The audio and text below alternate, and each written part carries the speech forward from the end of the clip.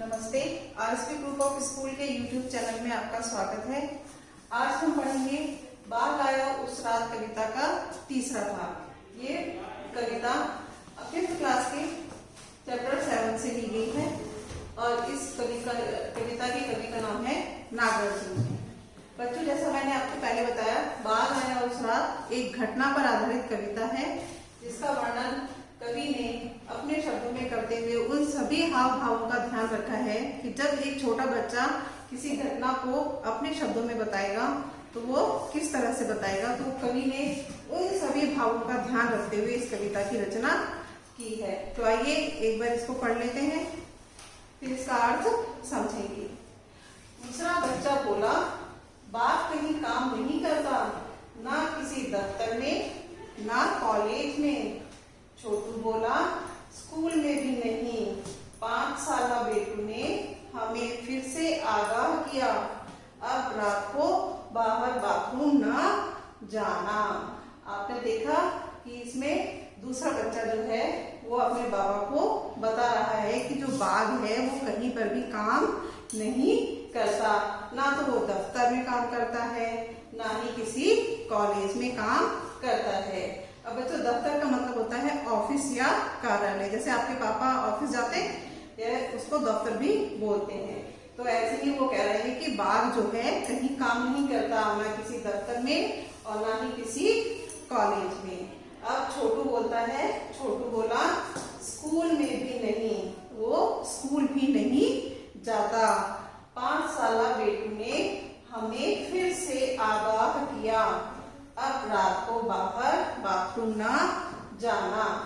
अब वो कह रहा है, छोटू कह रहा है कि वो स्कूल में भी नहीं जाता। अब जो 5 साल का जो बेटा है वो हमें आगाह यानी चेताते हुए कह रहा है, सचेत करते हुए कह रहा है कि बाबा अब आप रात को बाहर बाथरूम के लिए भी मत जाना। बच्चों, इसमें कठिन शब्द देख लेते हैं एक बार। दफ्तर का मतलब है ऑफिस, साला साल, बेटू बेटा, आगा यानी सचेत। ठीक है, हाँ। अभी इसको मैंने आपको यहाँ पे लिख के भी दिया हुआ है, इनका अर्थ आप यहाँ से देख सकते हैं कि उस शब्दों को हम सही तरीके से कैसे लिखेंगे। तो एक बार दोहरा लेते हैं। शब्दार्थ है दफ्तर, दफ्तर का अर्थ है ऑफिस, साला साल, बेटू बेटा, आगा सचेत। तो ये हमारे शब्दार्थ थे। बच्चों, आपने अभी इस घटना को एक कविता के रूप में पढ़ा। अब मैं यही कविता आपको एक कहानी के रूप में भी बताती हूँ। इस कहानी में जैसे 2 बच्चे हैं, वो अपने बाबा से बात कर रहे हैं। तो अब इस कविता को हम कहानी के रूप में कैसे लिखेंगे, आइए वो देखते हैं। कि 2 बच्चे हैं जो अपने गांव में बाघ को देख लेते हैं तो वो डर जाते हैं। अब वो यही बात अपने बाबा को जाकर बताते हैं। बाबा उनकी बातों को बड़े ध्यान से सुनते हैं। वो जाके कहते हैं कि बाबा देखो, अपने गांव में एक बाघ घुस आया है।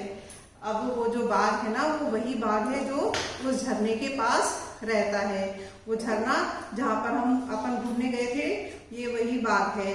और जो बाघ है ना, उसके 2 बच्चे हैं। अब बच्चे जो हैं वो बाघ के, बाघिन सारा दिन उनकी पहरेदारी करती है, यानी उनकी सुरक्षा का काम बाघिन करती है और बाघ जो है वो उनके साथ खेलता है या फिर सारे दिन सोता रहता है। अब वो कह रहा है, बच्चे अपने बाबा को बताते हुए कहते हैं कि बाबा जो बाघ है वो कहीं काम नहीं करता, वो कहीं दफ्तर नहीं जाता, स्कूल नहीं जाता, कोई काम नहीं करता है वो, है ना।